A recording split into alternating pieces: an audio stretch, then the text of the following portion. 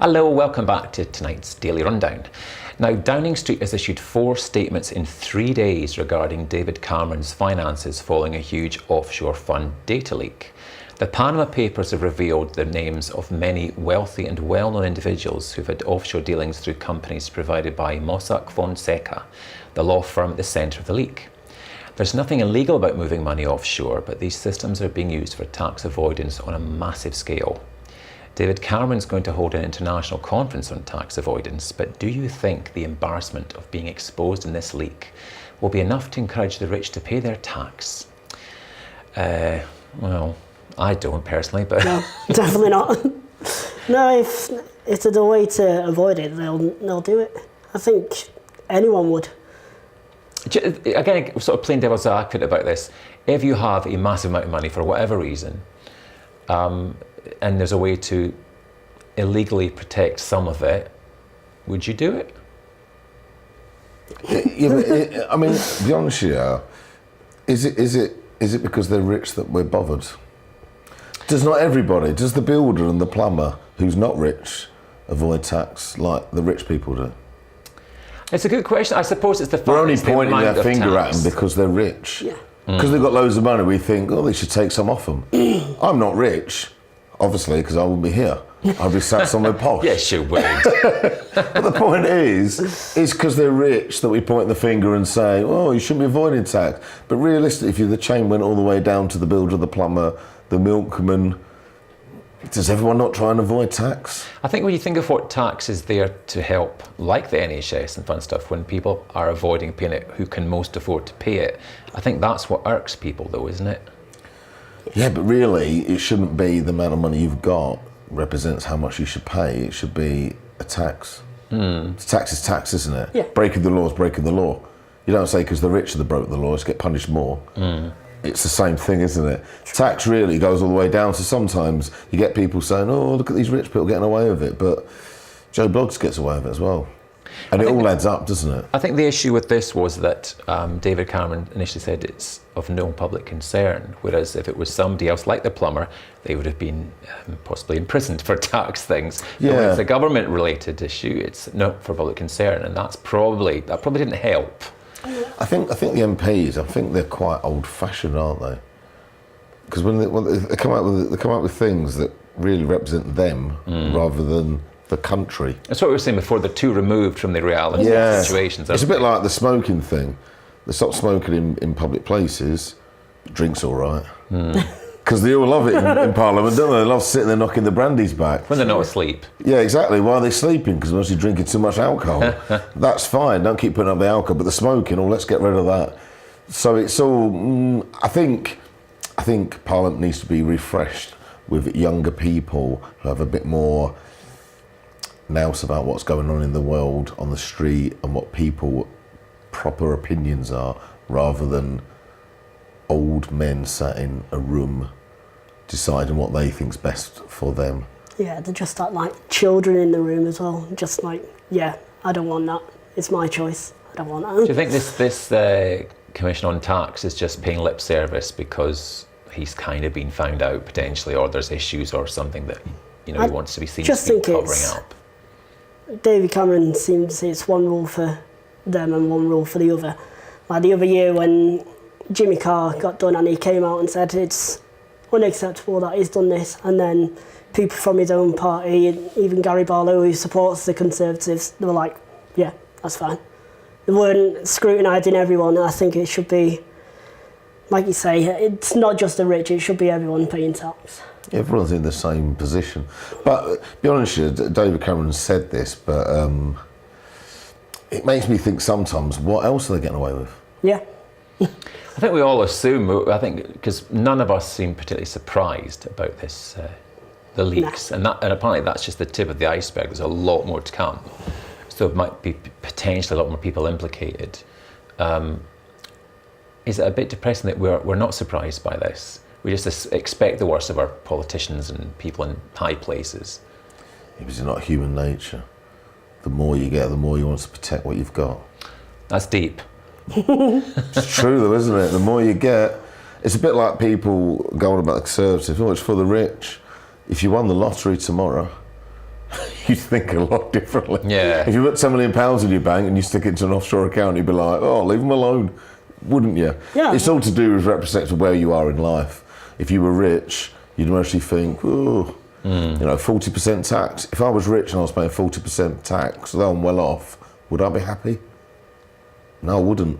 If I've earned X amount of pounds and got myself to a scenario in my life where I've university scenarios and everything and got to a big salary and I got 40% wiped off it, I would think that's not fair.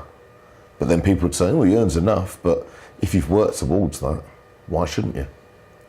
Do you think the government's an easy target? You're saying that obviously we think the rich are possibly an easy target. Do you think the Conservative government are an easy target? Would there be the same furore, and isn't it outrageous if it was a Labour government or any other sort of government that's in, but because it's a wealth-related government, if you will, that makes it slightly easier to think they're all at it? Potentially, but I think if it happened in any government, I would like to think the general public would be in the same kind of uproar about it. But it's hard to say unless in a few years down the line it happens again. And I imagine it will happen again. We're saying the Conservatives, but Labour, Lib Dems, are they not all on the same salaries doing the same things? Seems to me you might as well just stick your money under the mattress. Correct. Well, we'll move on from that one, and we'll go into a health story now, because the World Health Organization say that we are facing an unrelenting march of diabetes, which is now affecting nearly 1 in 11 adults. In a major report, it warned cases had nearly quadrupled to 422 million in 2014, up from 108 million in 1980. High blood sugar levels are a major killer linked to 3.7 million deaths around the world each year, and officials said the numbers would continue to increase unless drastic action was taken. But the report also showed that 2/3 of low-income countries were not able to provide blood sugar monitors or drugs such as insulin and metformin for most people. So do you think we know enough about diabetes? I myself have diabetes. So you must. Yes. You must know quite a lot. I'll let you talk here. Yeah, it's not the really bad diabetes, cystic fibrosis diabetes, so it's a bit different, but I still have insulin. I have to check my blood sugars every now and again. But I was thinking this, like, in the past when I've come on and for something to say I was going to talk about diabetes, like, I don't feel comfortable injecting myself in a public area. I'll have to go to a bathroom, I have to go somewhere private just to inject. And I think, like, there is more and more people with diabetes now. Do they go through the same problems? Do they have to just shield it away? Do they have to make sure it's their privacy rather than just Is there a stigma attached to being diabetic? Because I would be surprised if there was, because it's horribly common now. But like I said, I don't know, but if I have to inject, I'll either, if I'm with family, I'll just do it naturally, that's fine. But if I'm in a restaurant with friends, I'll take myself off and just do it elsewhere, just because getting your belly out and injecting yourself in a public place, people might be staring at you like, what's he doing? So I'd like I say, that just might be my theory.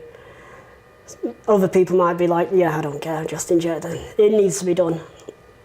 So I don't think enough. Yours is cause and effect is related to your cystic fibrosis, is that Yes. right? What about the people, I mean, I think what they're trying to get across now is the fact that our diet is so bad and our sugar intake is so high, that's obviously increasing the likelihood of diabetes. Yeah. Are you ever going to be able to retrain us into not drinking the fizzy drinks, eating the chocolate, doing all the things that are obviously, because of the obesity crisis, everyone's just cramming too much rubbish in their body. I've stopped fizzy drinks. I've stopped them for about 5-6 years. It's weird when you go into pubs and like, oh, can I have a tap water? People look at you weird, but that's all I drink. On cigarette packets, they put the warning and the pictures and stuff. Should they be doing things on fizzy drinks cans, chocolate bars, something similar in a diabetic? Like I say, the sugar tax is coming in a few years' time, so I think that might help a little bit. But it's to do with yourself. You have to watch what you eat. Do you think about things like that? I'll be honest with you, that scared me, That scared me, that I know what you're saying about the pictures on cigarettes, yeah, but on chocolate, come on. I don't want to go and get a Mars bar. Come on. I mean, be honest with you, nowadays though, it's a learning curve. You've got to learn these things and teach yourself about these But things. moderation, ultimately, isn't it? Yeah, and everyone knows what's bad for you. You don't need the pictures on a Mars bar to tell you. If it tastes good, it's bad for you. Then look at these stats. Maybe clearly you do. Yeah, you don't People need are the not pictures bothered on though, the are cigarettes, they? do you? People are not bothered. Until it hits them. Yeah, people are not bothered. Yeah, but it's one of them things, right? When you talk about your body inside, it's like smokers and all the scenarios. People are only bothered when it goes wrong, and you're always the person that thinks, "Hope it don't happen to me." You don't see it. Yeah. For the people that smoke, that end up with lung cancer all their lives, they don't think I'm going to get lung cancer. They think I'll be all right. And for the people that eat loads of food, they think I'll be all right because it's inside, isn't Yeah. it? You Actually, don't worry about the inside. You food, worry about though- if you ate chocolate and your ears started drooping and bits fell off your face, people would quit. But there are some physical visual effects of it overeating your tummy, and there are signs, clues in your physical appearance before something might go wrong if you're overeating, or if you're eating the wrong things. Yeah. But you're right, it still doesn't put people off, does it? It doesn't. I mean, the scenarios are you got all these like home bargains and all these shops you go into. Okay, people always say you go into shops, all the fat content. Well, I tell you something now. When I've gone into home bargains and there's Mars bars or whatever the scenario for cheaper. 8-9 bars for £1. Yeah, no one's bothered about the fat content. We're more bothered about The economy. Yeah. 40p. Put it in the basket. Yeah. No one's bothered because it's all to do with money. Money rules. If things were bad for you, were more expensive, people wouldn't buy them. If things true. were cheaper, you know, you don't get a plate of food and eat the salad first, do you? You don't. No. But That's an you made after. me hungry now. I eat Unless and you then get a salad. salads. Yeah, unless you get a salad. Yeah, but if you have a steak and that, the salad's an afterthought, isn't it? When I finished all that, I think, am I still hungry? Oh, I'll nibble at this as well. That's for me. We'd have to have some orange slices because it's almost half time. We'll be back in a couple of minutes with more Daily Rundown. See you then.